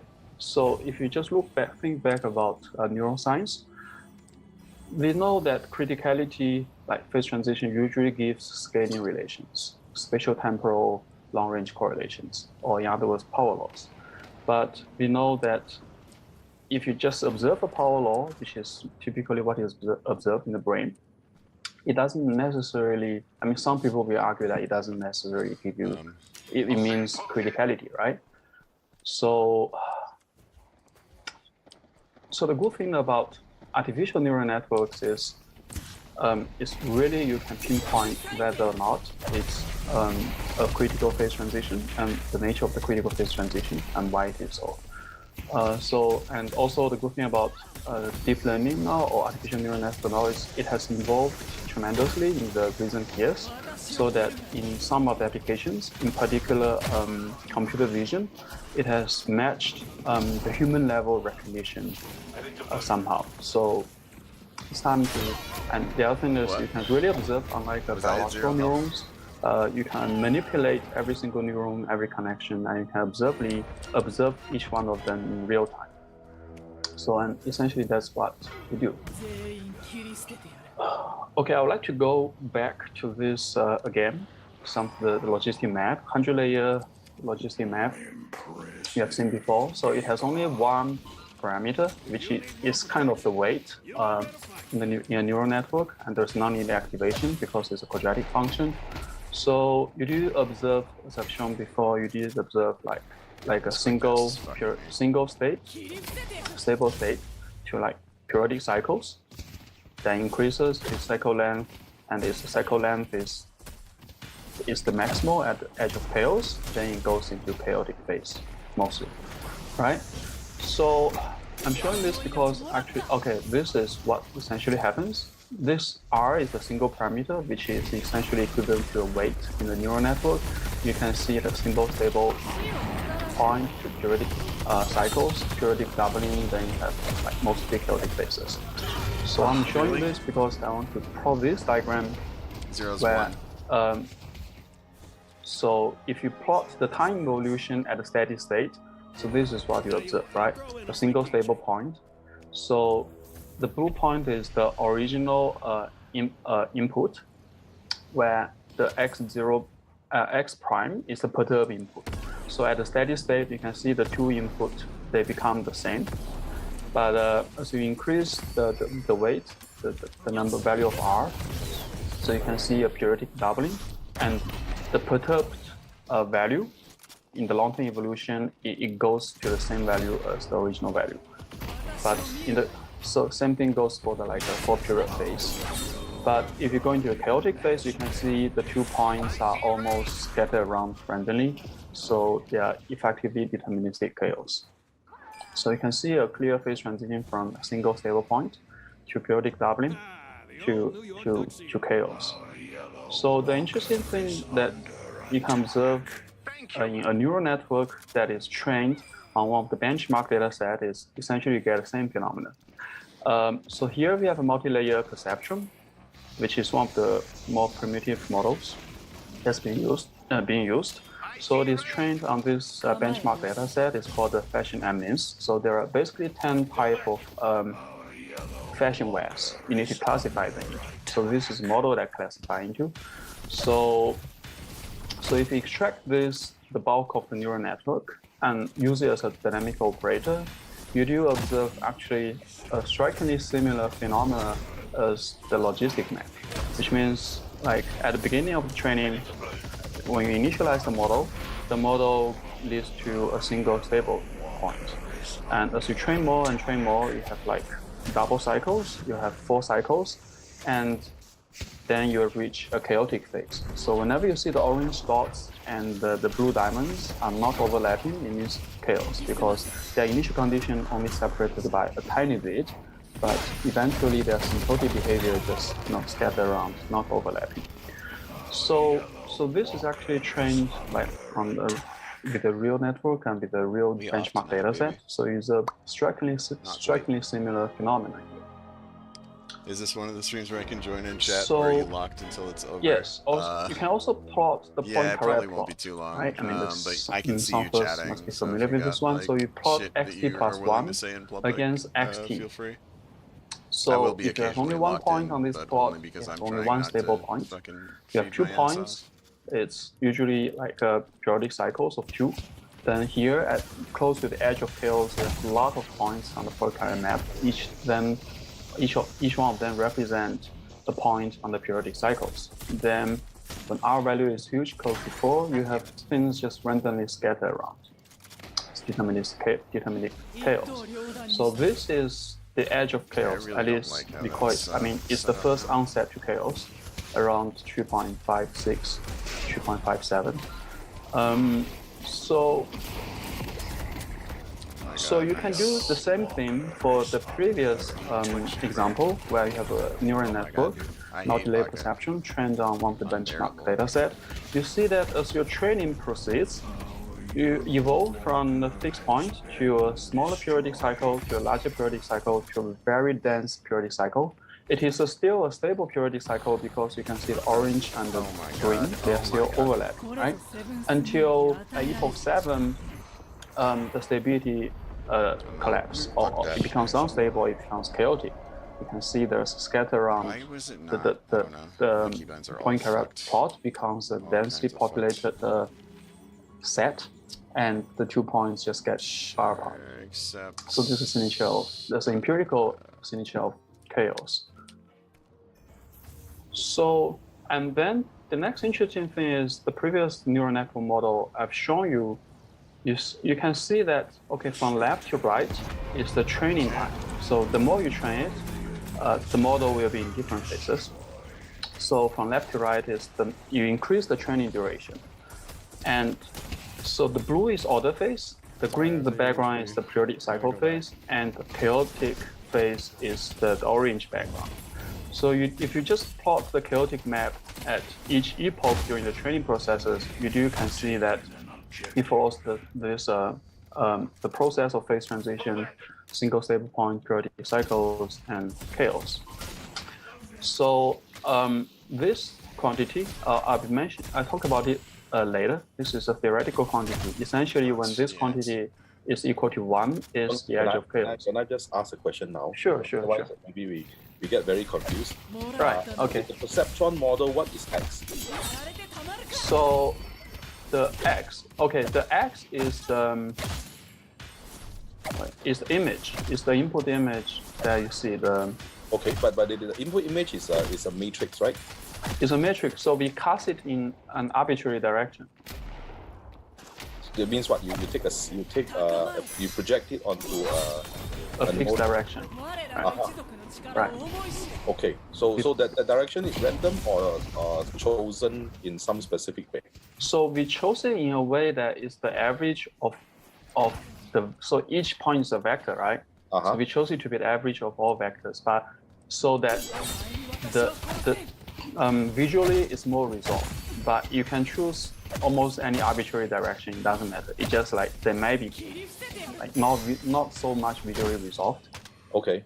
Yeah. And that doesn't matter. Okay, so in the periodic phase and in the periodic part, you can see 3 ring-like structures, right? Yeah. So does that mean that it can identify 3 types of APROs from the the APRO MNST database? Or so is the number of rings corresponding to the number of types of APROs, or this is nothing to do with the category of the objects in the database? We haven't checked that, but that's a good question. Yeah. Okay. Yeah.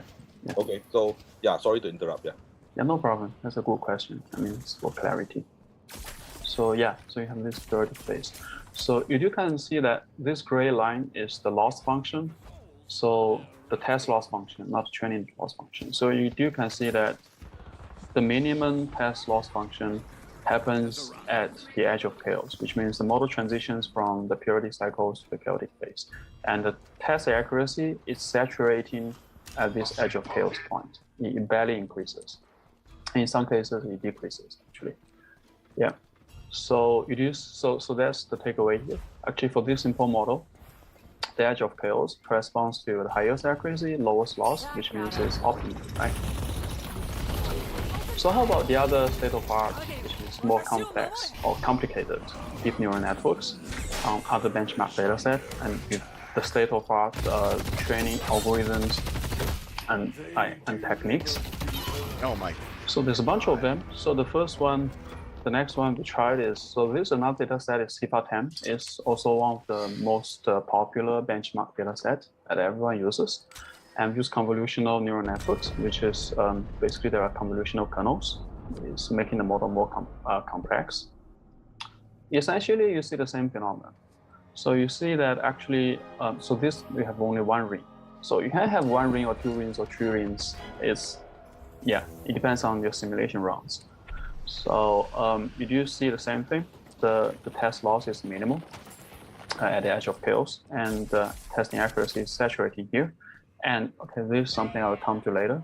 So this is a theoretical measure of where edge of chaos is. It's when it's 1, it's edge of chaos, so it's also here.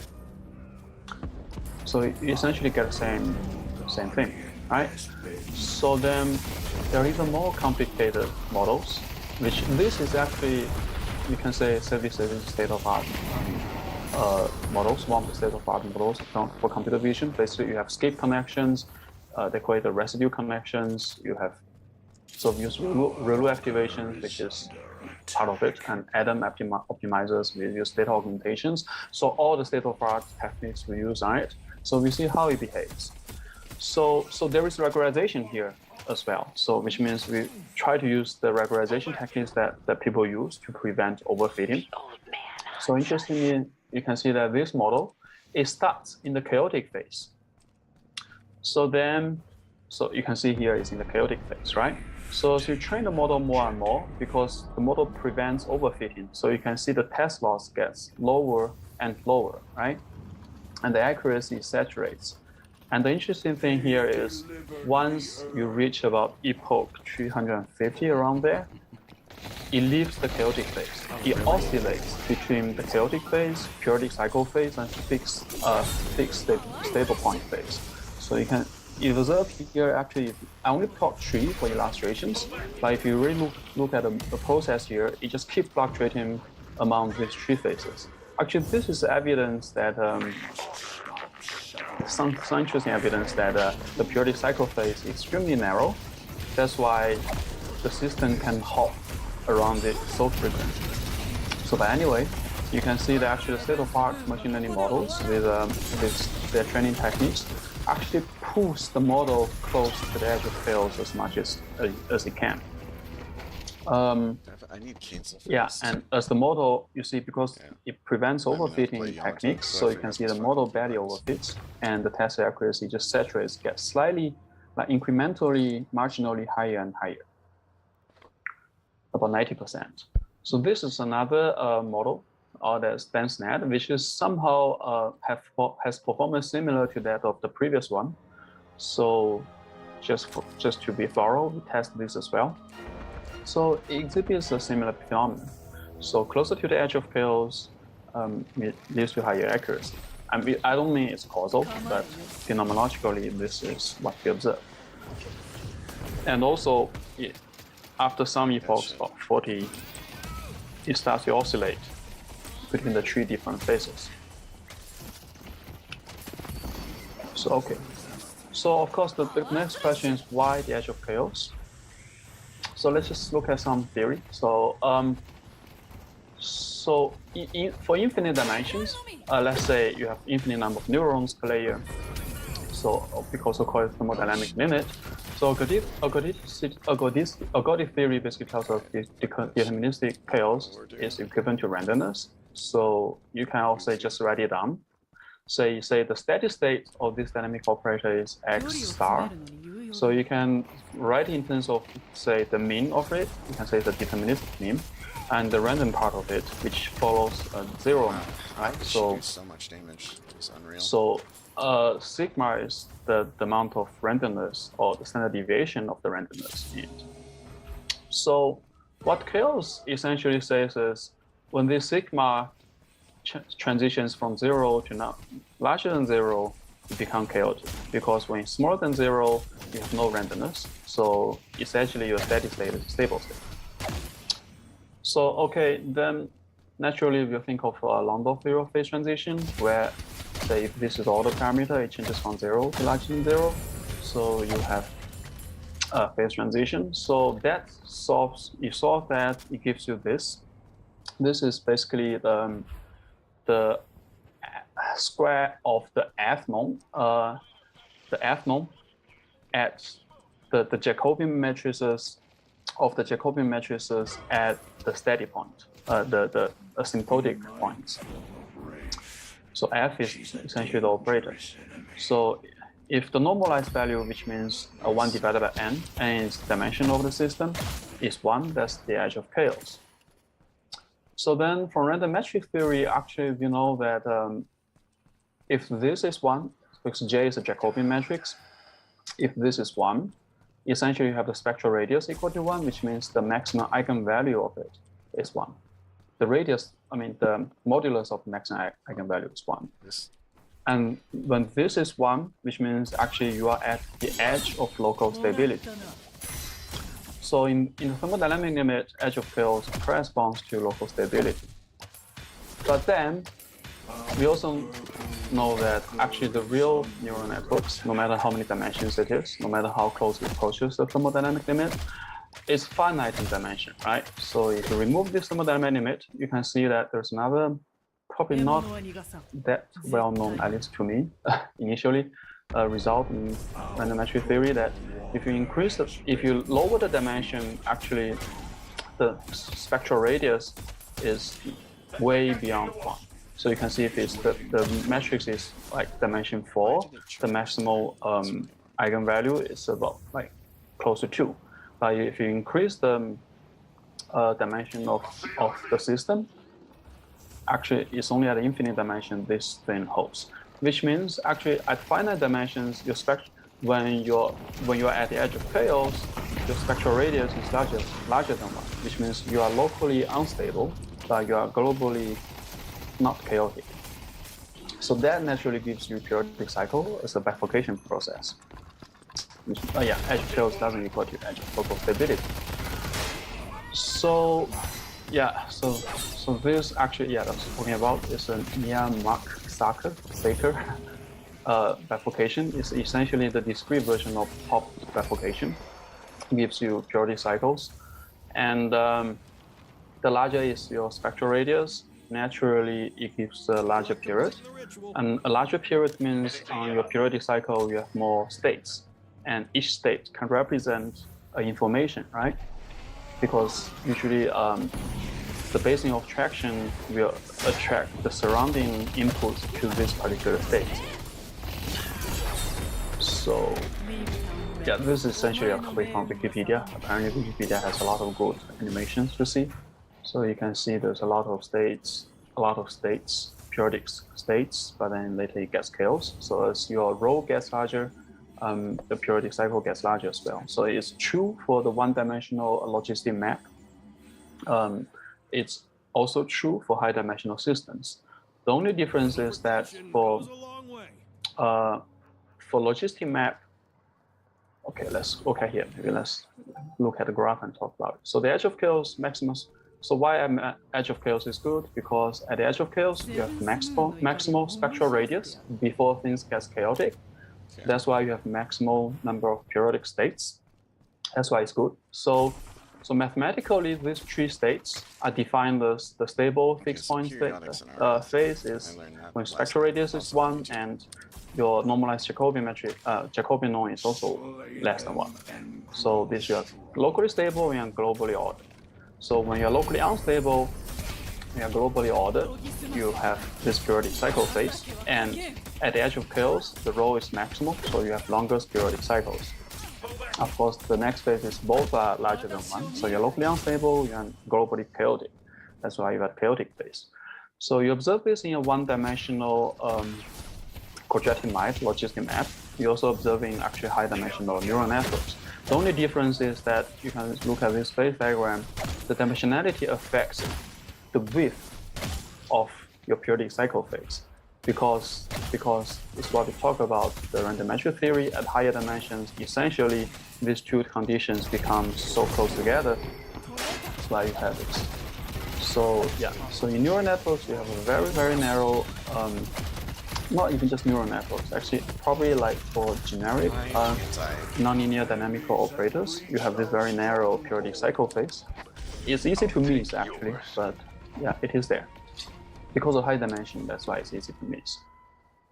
So I guess I have some time to further talk about some of the latest things that we try to extrapolate the theory to the deep neural network training.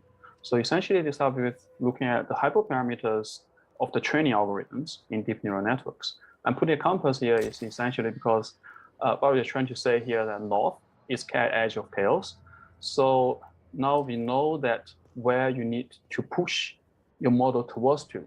I mean, previously, the deep neural network training is just mostly, there are other theories as well, but I think mostly people are just looking at the accuracy and loss. But now we have more like a theoretical intuition on where you should push the model towards you, and that is edge of chaos. So what people do in deep neural network training is to find in the minimal loss function, and one of the basic algorithms to do that is stochastic gradient descent, and with momentum. Of course, this one they call it SGD, and with momentum. There are other derived training methods, but they're more complicated. So here for illustration, we only show this one of the simple and widely used method. So eta is called learning rate. It's essentially how fast. So this is the loss landscape. So eta is telling you how fast you are going down the landscape. And B is batch size, which means is each time you only put like 10 or 20 samples in your training. You can put the whole sample, but usually people only put a subset for various reasons.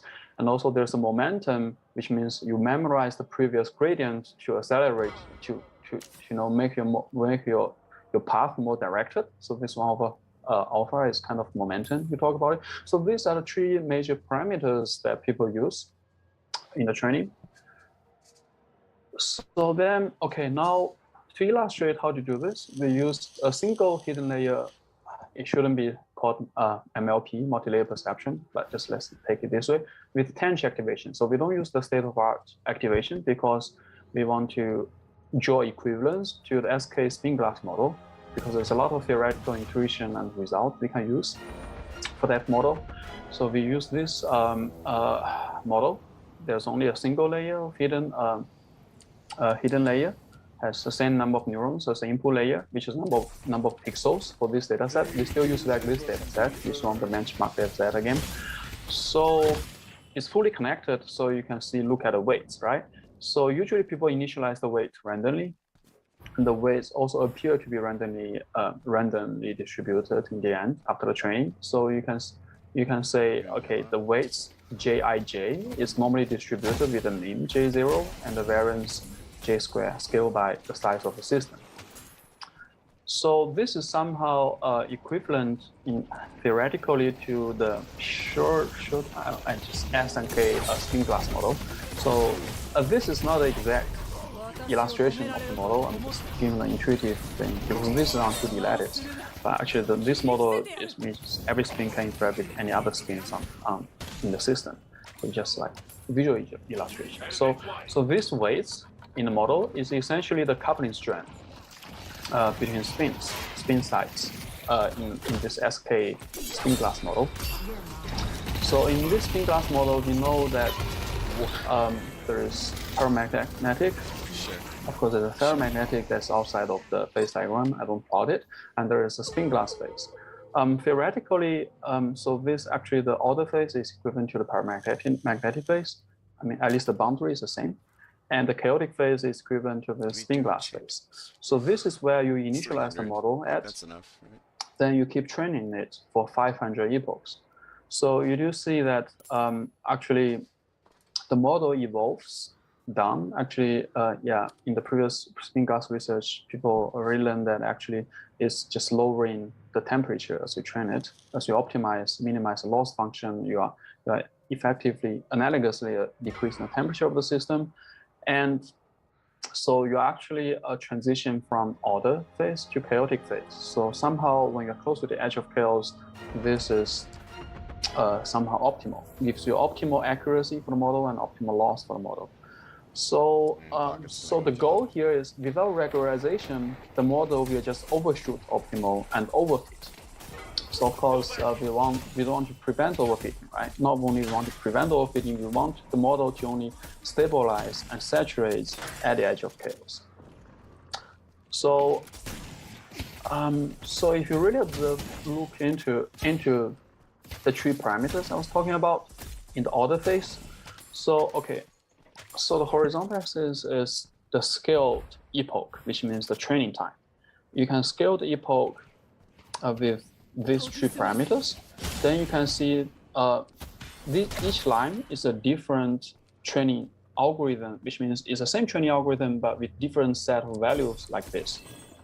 So you can see this is order phase because J square is smaller than 1. So within the order phase, actually things scales linearly very nicely together. In the chaotic phase, things like you have local minimums, you have things like that, things gets problematic, so things don't really scale, at least not scale in this way. So, but the good thing is we don't really care that much about chaotic phase, right? Because the more optimal is at the edge of chaos. So things do scale linearly. Okay, so this picture basically tells you that actually of these three parameters, training parameters, you can tune them whatever way you like, but actually they are somehow associated with each other. So yeah, so this is kind of a physical picture of what these training parameters are about. So if you, each line is the loss function for each of the training time. So you can see if you scale this training time, actually they also collapse over into each other. So that essentially means that actually it doesn't really matter what's the value. Of course, you change to a very drastic value, like if learning level is insanely high, you won't reach here for some other reasons. But here we're just saying that usually for a set of training parameters you tune, you can just change them so that you reach the optimal the fastest. But then I haven't talked about how do we constrain the model to, saturate, don't go over. How constrain the model that when it trains, it reaches the optimal, and it forever stays optimal. It never goes in chaos or never go into order. So how do you do that? So there is a regularization technique that's also commonly used. That's called the weight decay. It's essentially L2 regularization, or in more plain language, is to penalize the square sum of weights. So when the squared sum of the weights are too large, you want to penalize it in a loss function. So given the previous linear scaling relationship, A is the slope of the previous part. So you can actually theoretically derive like what's the good value of this penalization constant that will make sure your model stays near the optimal point, which is edge of chaos.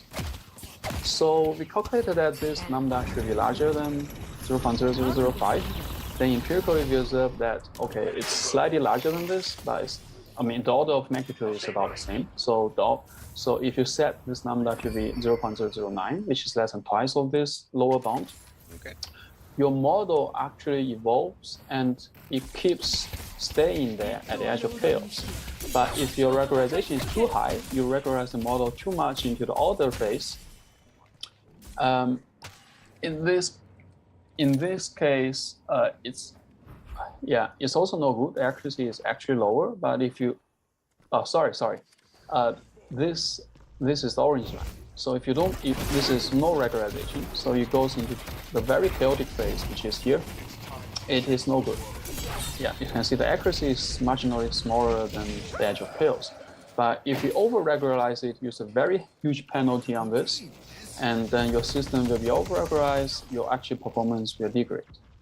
So the red line is here, you regularize so nicely that it just saturates at j squared equal to 1, which is the edge of chaos. So this actually, usually people set this number arbitrarily to see when it performs the best. So here we have some intuition by how you should best have this regularization term, which is what we call a compass. Okay, with that is my last slide. So just the summary of it is biological and artificial intelligence are both at the edge of chaos due to the largest information content, the largest bifurcation cycles. So of course, with the artificial neural net models, it's easier to find like more deeper or more concrete evidence than the biological neurons in general. So metastable states are key to learning, to understand what is knowledge by learning by AI. And of course, I just illustrate one, how you can actually have applications from the theory to do how to principally control the training algorithms and to control chaos. Potentially it can maybe help in, say, maybe architecture designs or other things for neural network. So that concludes my talk. If you have any questions, feel free to ask. Yeah. So, any questions from the audience? No? Yeah, maybe I have a question. Oh, young boy, yes. Hi. Hey, Jambo. Yeah, I'm just trying to understand. So basically for the examples you have shown, the optimal result of the training occurs at the edge of the chaos. So am I right to say that when you are in the ordered phase, in the non-chaotic phase, the accuracy of your neural network is really bad. But deep in the chaotic phase, it is overfitting.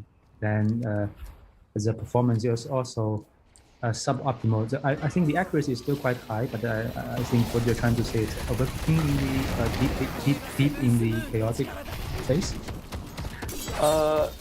Yeah. So actually, you're right. So in the order phase, the accuracy is lower because it's underfitting, and in the chaotic phase, the accuracy is not that bad. It's overfitting, but it still learns something, right?